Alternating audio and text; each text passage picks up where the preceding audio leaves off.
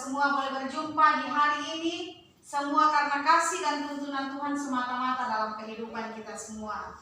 Adik-adik, hari ini kita akan belajar mengenai materi hidup berpengharapan. Tapi sebelum kita memulaikan materi saat ini, kita akan awali dengan menyanyi dan berdoa. Salah satu dari kalian silakan maju untuk memimpin doa. Mari kami di depan. Semua berdiri. Bersyukur kepada Tuhan. Bersyukur kepada Tuhan. Bersyukur kepada Tuhan. Sebab Ia baik. Bersyukur kepada Tuhan. Semua sikap berdoa. Tuhan Yesus, pemberi kami yang baik, kami sebagai dari anak-anak-Mu datang lagi sudah menyembah puji syukur-Mu karena di mana Engkau sudah menyembah kami dan kami dengan selamat. Tuhan, ini kami mau memulaikan sesuai dengan mengajar, kami untuk dapat mengajar itu bisa dilaksanakan yang begitu baik. Ya Tuhan, hanya ingin doa dan permohonan kami atas kesalahan dan dosa bagian dunia. Amin. Silakan duduk, terima kasih. Ya, sebelum kita lanjut, Ibu akan mengingatkan materi kita sebelumnya mengenai hidup beriman. Dan hari ini tentang hidup berpengharapan. Hidup beriman dan berpengharapan ini sangat berhubungan antara satu dengan yang lain. Ketika kita memiliki iman, yang pasti kita memiliki pengharapan, ya. Karena itu, dalam kegiatan belajar mengajar saat ini, kita akan membahas materi hidup berpengharapan. Bagaimana pengharapan kita kepada Tuhan yang adalah juru selamat kita. Sebelum lanjut, sama-sama yang hendak hadir hari ini. Ya, berapapun yang hadir saat ini kita bersyukur karena memang situasi pandemi, jadi yang hadir cuma sedikit-sedikit, terbatas tuh yang hadir. Karena itu saat ini Ibu akan berbagi kelompok, ya. Berbagi kelompok dalam kegiatan inti, berbagi kelompok. Satu kelompok 2 orang. Jadi dua-dua, ya, silakan. Video aja Bu, bener-bener.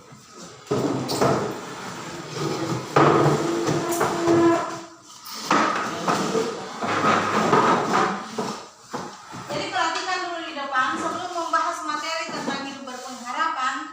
Ada 4 indikator yang akan kita capai, ya. Yang pertama, jelaskan arti hidup berpengharapan, ya.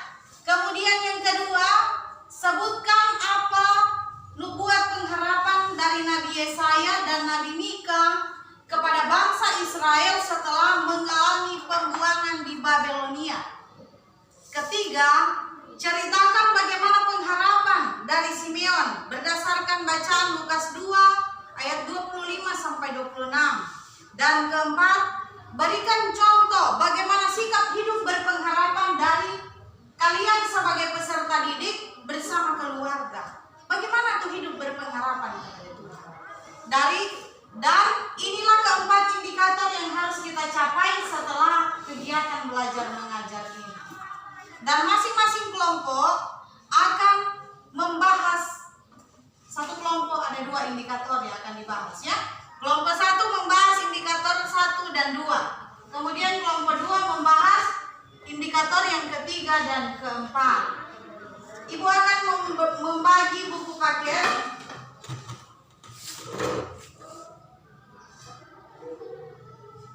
Di dalam buku paket ini, di dalam ada materi yang akan kalian bahas, ya.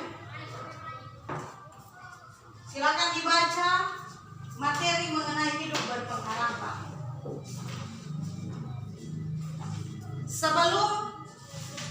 Sebelumnya Ibu akan memberikan sedikit gambaran kepada kalian, ya. Di suatu kota, ya, bagaimana untuk hidup berpengharapan, ada pengantar untuk kalian. Di suatu kota hidup sebuah keluarga, ya. Keluarga ini memiliki 3 orang anak, ya. 3 anak kepada Tuhan, taat beragama, ya. Rajin berdoa, rajin baca Alkitab, rajin keluarga ini memiliki orang tua yang berbeda ya, berbeda dalam kehidupan keagamaan. Dari ketiga anaknya ini, salah satu anaknya yang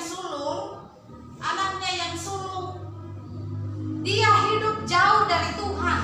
Mungkin karena pengaruh dari orang tuanya yang hidup berbeda dalam hal agama, jadi anaknya yang sulung ini hidup dalam kehidupan berfoya-foya, mabuk-mabukan, pokoknya kehidupannya jauh dari Tuhan. Tetapi ibunya yang sangat taat beragama, dia selalu mendoakan anaknya ini.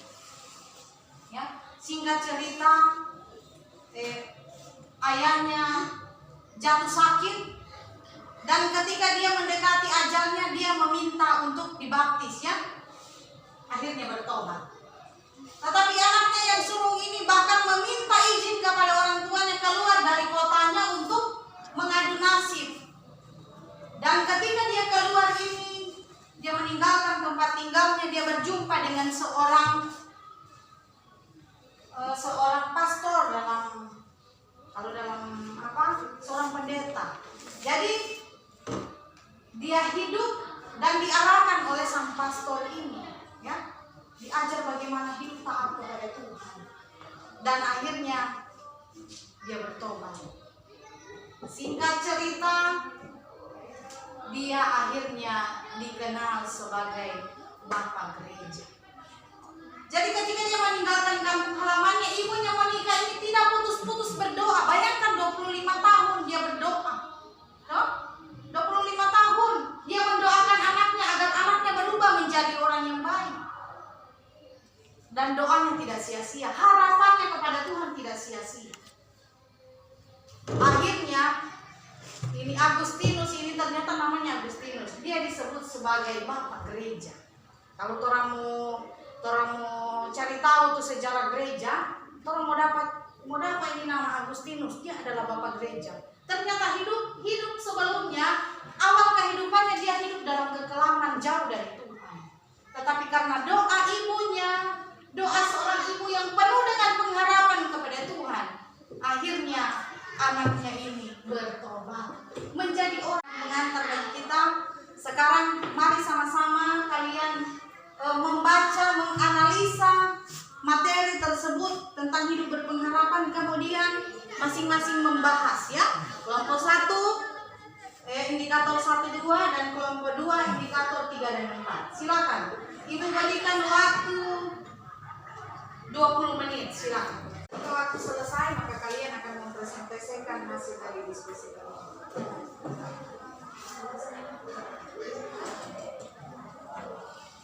Serius ya, masing-masing kerjasama supaya hasil yang didapatkan sebentar untuk maksimal. Silakan.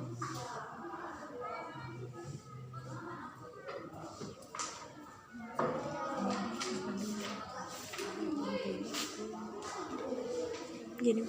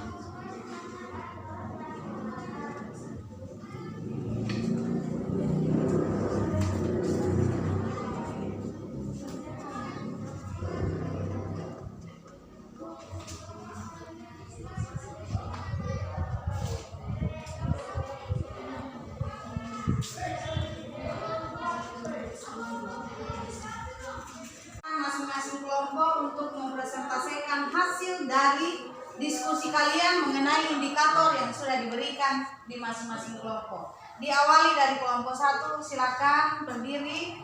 Kelompok 1 untuk membacakan hasil dari diskusi kalian. Silakan berdiri. Dua-dua berdiri ya. Silakan.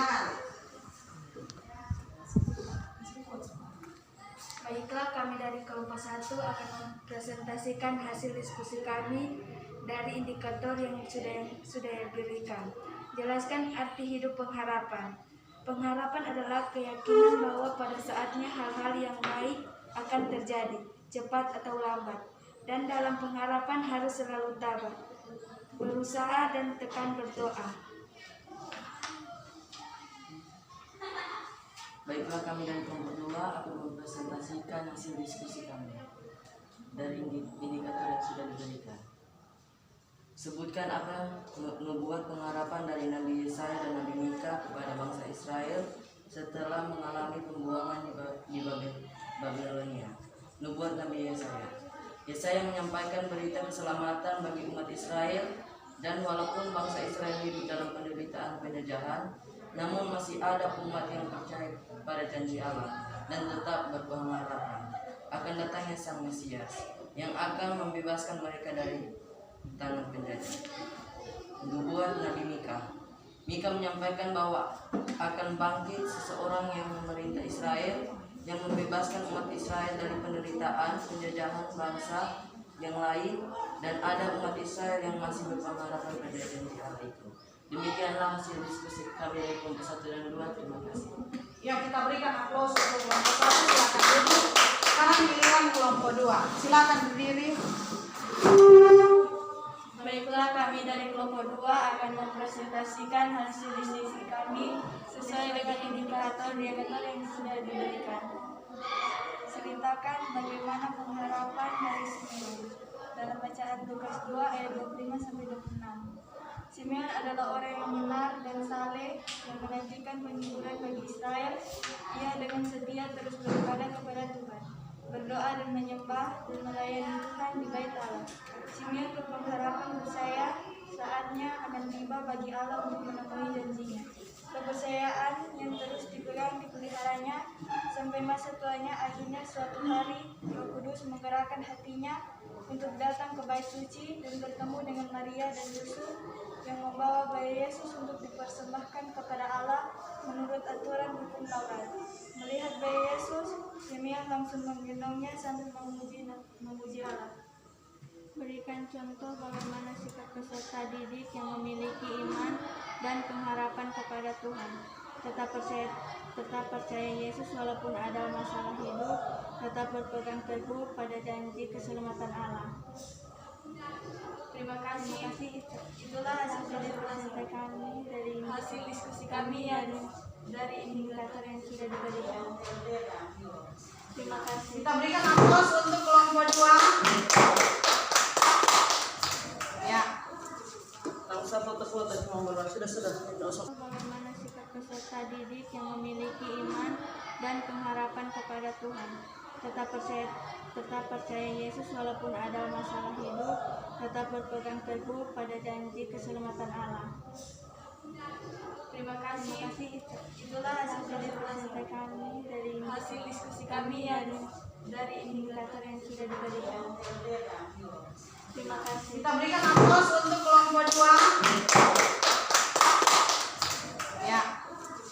Langsung foto-foto cuma sudah.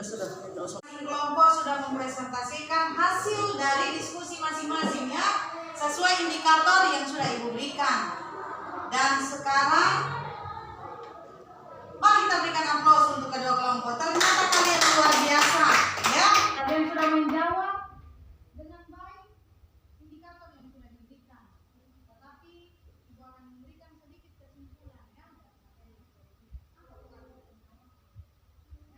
Pengharapan itu keyakinan akan suatu saat kita akan mengalami hal yang luar biasa dari Tuhan, apapun keadaannya, ya.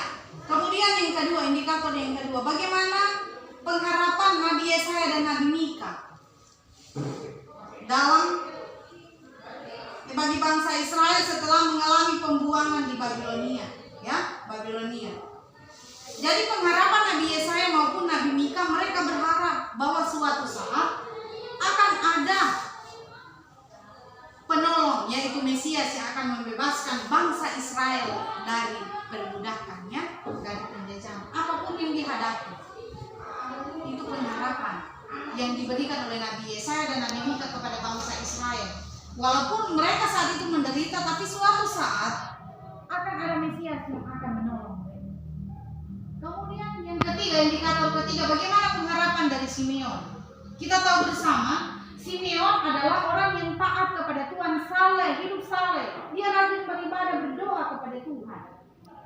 Tetapi satu kerinduannya, ia ingin melihat sang juru selamat sebelum dia meninggal.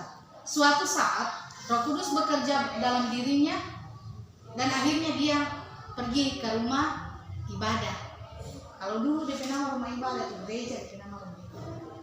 Di sana dia berjumpa dengan bayi Yesus yang sedang dibawa oleh Maria dan Yusuf di bait Allah.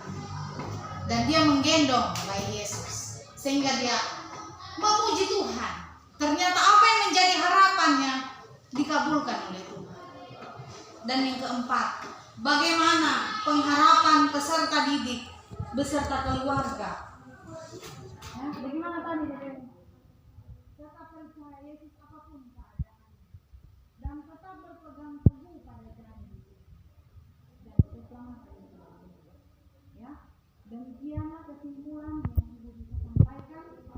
Sekarang Ibu akan memberikan evaluasi bagaimana tuh yang Ibu sudah berikan, ya. Siapa yang bisa menjawab langsung angkat tangan, jawab kuat-kuat, ya. Pertanyaan pertama, yang memiliki iman dan pengharapan kepada Tuhan, silakan. Tetap percaya Yesus walaupun ada masalah hidup, tetap berpegang teguh pada janji keselamatan Allah. Iya, luar biasa. Ternyata kalian sudah pintar semua. Tepuk tangan. Iya, demikianlah untuk ke depan kita tetap teguh berpengharapan kepada Tuhan. Karena berharap kepada Tuhan, kita tidak akan pernah berpengharapan dengan sia-sia. Selalu ada jawaban dari pengharapan itu. Ya, demikianlah materi kita di saat ini. Dan seperti biasanya sebelum kita mengakhiri kegiatan kita akhiri dengan menyanyi dan berdoa. Dan Ibu mengundang kalian berdiri. Kita menyanyi bersama-sama. Pengharapan itu hanya Yesus saja. Harapanku hanya Yesus saja, yang mati atas Golgota. Dia gembala jiwaku yang sungguh. Yesus dia harapanku. Yesus harapan jiwaku.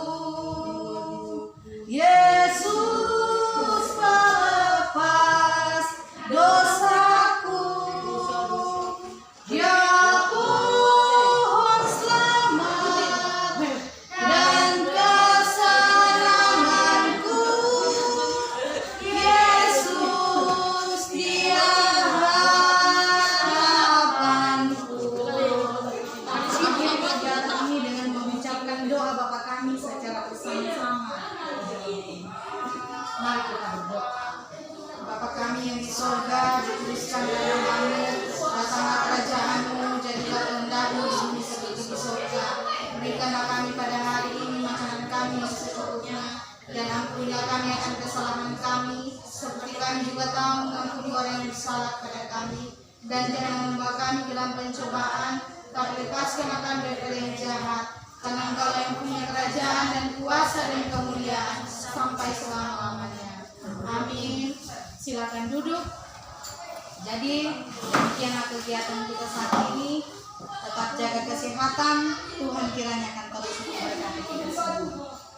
Selamat pagi.